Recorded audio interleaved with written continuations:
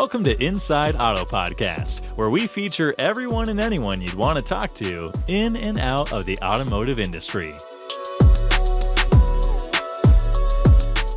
Ilana Shabtai here, host of Inside Auto Podcast, where we interview top dealers, GMs, marketers, entrepreneurs, and thought leaders in and out of the automotive industry. And before we introduce today's guest, this episode is sponsored by AutoLeadStar.com. AutoLeadStar is automotive's first and leading CDXP, customer data and experience platform.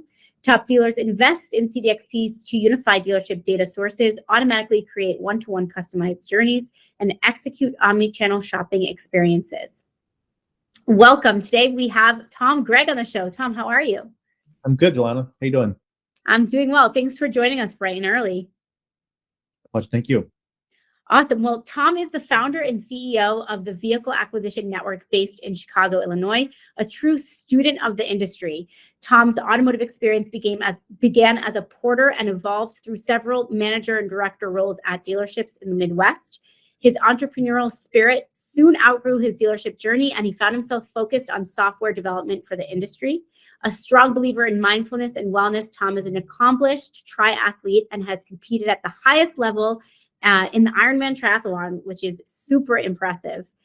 He brings a lot of confidence and mentorship to his team. He always strives for a perfect balance of team culture, smart software development, and constant learning. I think that makes for great company culture. So thank you for bringing that to the show today. Great. Thanks, Ilana. So let's start with how you got into automotive. I know you have a lot of retail experience, which is great. You were able to kind of see what it's like to work at the dealership. What are some of the challenges? How did you even get into the retail side?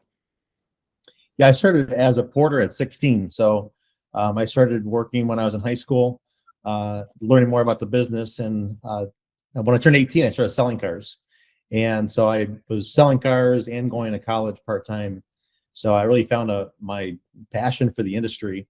I really enjoyed not just cars, but the people side of things and also the business aspect. As you learn new skills, you can apply them and really develop just different aspects of oneself. Yeah, 100%. And I've only been on the vendor or the software side. And I always wish I can sort of just like leave it for a year, try selling cars, come back, because I feel like you get such a good perspective. First of all, I think the hustle is good for anyone to go through.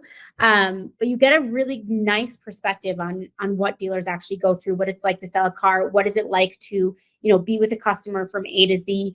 And then you've started the Vehicle Acquisition Network, and I know that fills a lot of challenges for dealers today. Can you tell us a little bit about like what that solves for dealers? Yeah. So dealers are constantly seeking ways to acquire inventory that's fast turning and high margin. And so I was, I guess, a bit early in my struggle at the auction, a bit more ahead of what the other dealers were facing. And so I struggled with buying cars. Being in Chicago market, it's highly competitive. And I worked at a Toyota store outside of the city, and we really focused on Toyota certified. So I was in a position where I was trying to acquire certifiable Toyotas at the auction and recondition those cars, pay all the auction costs, transportation fees. And at the end of the day, there wasn't a lot of profit that was often left over on certifiable Toyotas. So I found myself in a position where I was looking at where could I source these cars that I could ultimately certify and then sell. And that led me to the path of buying cars from other dealers. But that was not fulfilling the needs that I had to outsell the new department. So I found myself then buying cars from private sellers. And so what I found though was that these cars that you can acquire directly from people in my market that were selling their cars is that I could get cars that I could sell quickly, so a fast turn, and I could also acquire cars that had a higher profit potential on that car as well. Because ultimately, when you make the offer on these cars, you're only buying the cars that make sense for you. So the cars in the marketplace that are being sold by owner, the more offers that you make is potentially the more vehicles that you will acquire at potentially higher margins. So the problem that we solve is helping dealers to buy cars that have higher profit potential and fast return. Now, is there also an upside to the fact that they're buying from private owners so that they can also potentially turn that into a customer for life, or is that not something that you necessarily thought of, or it doesn't always work out that way? It's a positive consequence. And so ultimately, the dealers that we work with, the ones that have really good processes and great people, they delight these sellers, even if they don't buy that vehicle from them. So we don't actually focus on just buy the car. We're Right. more focused on encouraging the dealers to make a great impression, even such that when you're a seller advocate, so if somebody has a vehicle that you notice the photos aren't fantastic, even giving them a suggestion, a kind, polite one on how Yeah. they improve their listing, you're actually going to win more of those sellers over than the ones that you'll lose by them selling their car on their own. So Yeah, it's provide interesting. Carfax. Yeah. So if you really delight the consumer and give them a great experience, you're going to leave a lot of people off with a positive impression of the dealership brand that ultimately may not have known about the dealership altogether. Yeah, I think that's awesome. It's like a whole nother channel for brand marketing, which is really important, as we know, especially today with brand loyalty going down. So I think that's a great plus, and as you said, a positive consequence. Now I know you have two exciting things on the radar. I don't know if you're releasing it at NADA or if we could do a little pre-release here, but you mentioned that you have a new partnership with vAuto, so I'd love to hear a little bit about that. And I know dealers are going to be super excited about talking about that at NADA for sure. So I would love to know what that would look like, and then specifically how that helps with the dealer workflow and simplifying it. Yeah. When you think about vAuto, it's really the best in class inventory management system that's on the market. And they've been ahead of the game since inception, essentially. So the vAuto has tremendous tools that the dealers are able to benefit from. So they have their strategy, they have the stocking score. So a lot of power that vAuto has that dealers really love.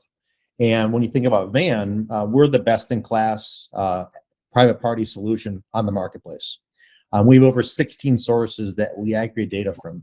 So those sources, just a few of them, being Facebook Marketplace, Auto Trader, Cars, Craigslist, any place that you would imagine a vehicle for sale by owner, we grab those listings. We append these listings, we clean them up, we try to remove dealers, we try to eliminate scam.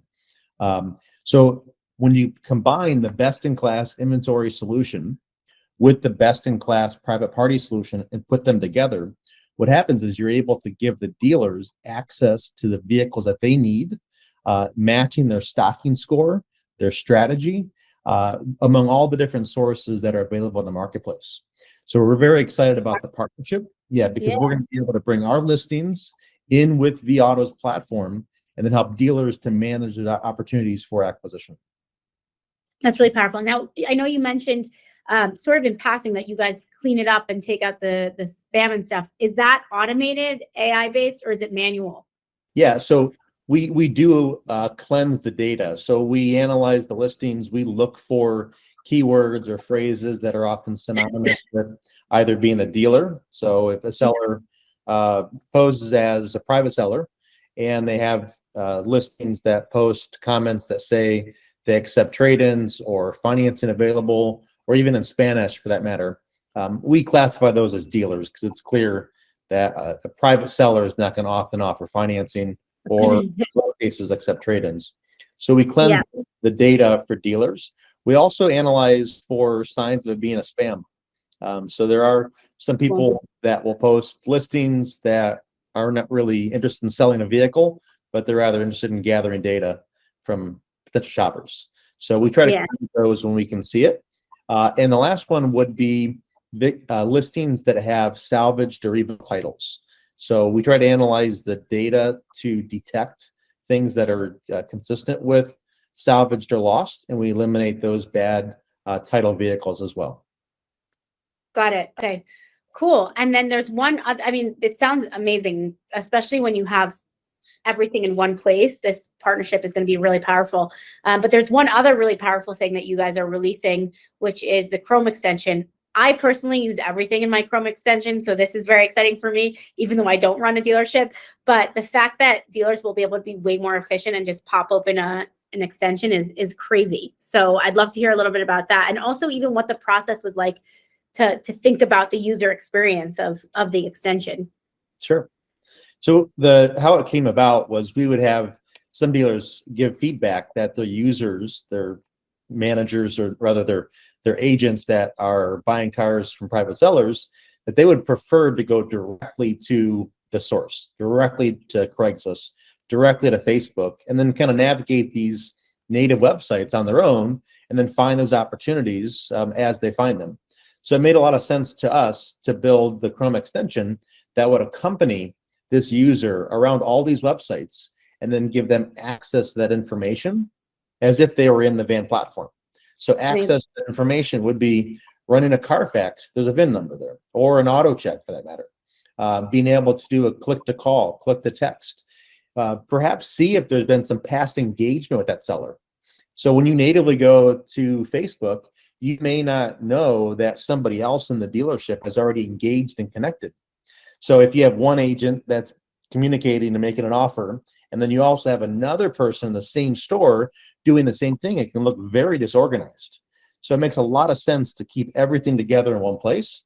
And so if you have a Chrome extension that is accompanying this user around, they can see all the past engagement. They have access to the tools for efficiency. We even have the ability to do a plate to VIN. So if they can see the plate from the photos, they can process that in our platform and grab the VIN, which permits a Carfax or an auto check. So we want to give all the tools that the dealers like and the efficiencies of van right on the native website. And so the Chrome extension permits that ability to do this. Yeah, that sounds like a game changer. Is that out already or that's coming out? It's in beta, so it is out for select dealers, but we're about to launch at NADA. That's awesome. I mean, that's a real game changer. I find, I have Chrome extensions for other things, but the less you have to open up and leave what you're doing, the more focused work, the more efficient, the better the data. I love it. Now, before we wrap up here, I'd love to know what you think, some of the, what do you predict for 2023 for automotive, whether that's a challenge or an opportunity? I'd love to know what you're hearing, what you're thinking will be, the next thing for us this year. Yeah, I think all the news that I've listened to and some of the experts that track the data and the trends, a lot of it's pointing to being a challenging year for 2023. So yeah. I see, based on some of the information that's out there, that new vehicle availability will be higher than it was in past years. However, the higher interest rates will make it a challenge. I do think that manufacturers will offer more lease incentives that permits them to offer some more affordability, because the average price of a vehicle right now, a new vehicle, is almost $50,000. It's almost $1,000 a month in a car payment. There aren't many people. I recently saw that. I mean, the average payment went from maybe $400 to $7 something a month in the past few months. It's really outrageous. It is. So when you consider the affordability of many people, $1,000 car payment is not affordable under any circumstance. So I think manufacturers are going to be sensitive to this, and if they want to continue to increase the overall volume of sales, they need to find a way to make it more affordable. So I think leasing is a great way to do it, because it allows them to control the end game for that vehicle, whether they get that car back, hopefully retain that customer into another lease. And I think leasing is a great way to do that. On the used car side, I do think it'll be a challenging year for many dealers. I've heard a lot of talk over the past 6 to 8 months about getting back to the basics from a lot of the industry trainers and experts. And so I really do think that the dealers are going to have to, and vendors as well, are going to have to get back to really the core follow-up, meet and greet, and kind of the fundamentals of selling. Yeah, I totally agree. And actually the last podcast episode I did with Dave Warren from Dave Warren CDJR, he said that I think he had just recently gotten back from his 20 group meeting.